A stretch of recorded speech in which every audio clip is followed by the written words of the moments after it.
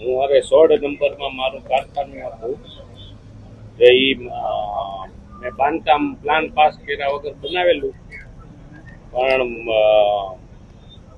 ત્યાં 2 માળનું બાંધકામ કરેલું. જે તે વખતે મેં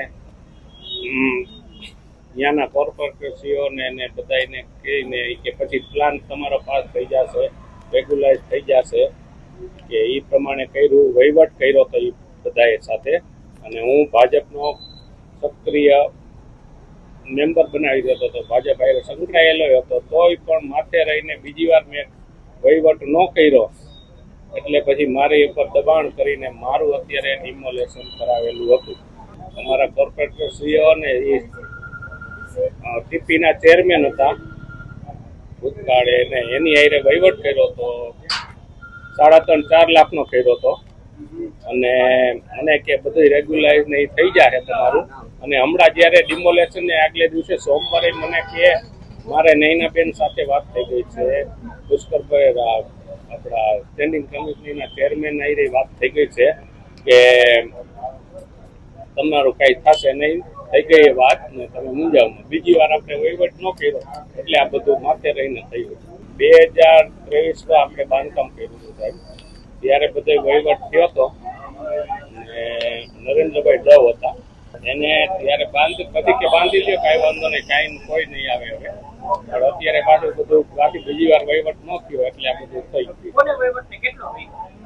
મેં જ કર્યો હતો વહીવટ, એટલે એને મેં તો એ કે સાહેબ ને આપવાના, એટલે મેં કોર્પોરેટર શ્રીને જ આપ્યા હતા, નરેન્દ્રભાઈ ને જ આપ્યા હતા. 4 લાખ. નરેન્દ્રભાઈ દવ 4 લાખ. નહીં, અરે એ એક જ હતા. બીજા અમારા વોર્ડ એ કે ઉપર સાહેબ ને દેવાના, કવરમાં આપજો.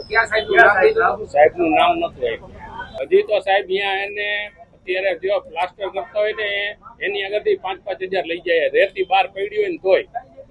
અને સૌથી વધુમાં વધુ એને ભ્રષ્ટાચાર 16 નંબરમાં જ કરે છે રાજકોટ આખાનો. પેલા વહીવટ 2 વર્ષ પહેલા થયેલો ને પાછો અત્યારે માથે બીજી વાર નોટિસો આવી, પછી બીજી વાર વહીવટ ન થયો એટલે અત્યારે પાછું થયું.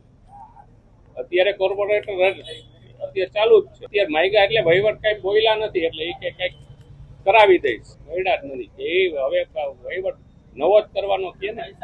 હે આ પેલા આપણે વહીવટ કરેલો જ હતો એક વાર, એમ ડિમોલેશન નહીં. એટલે એ કે પછી તમે બાંધી શકશો ને કાંઈ નહીં થાય, કાયદેસર થઈ જાય. ના, પદ અધિકારીઓ કોઈ નથી કર્યો. આપણે આગળ લાઇટ બિલ, વેરા બિલ બધું કમ્પ્લીટ જ હતું. નામ નહોતું કીધું કે મોટા ઉપર સાહેબ ને દેવાનું, નામ પર જોગ ને નહોતું કીધું.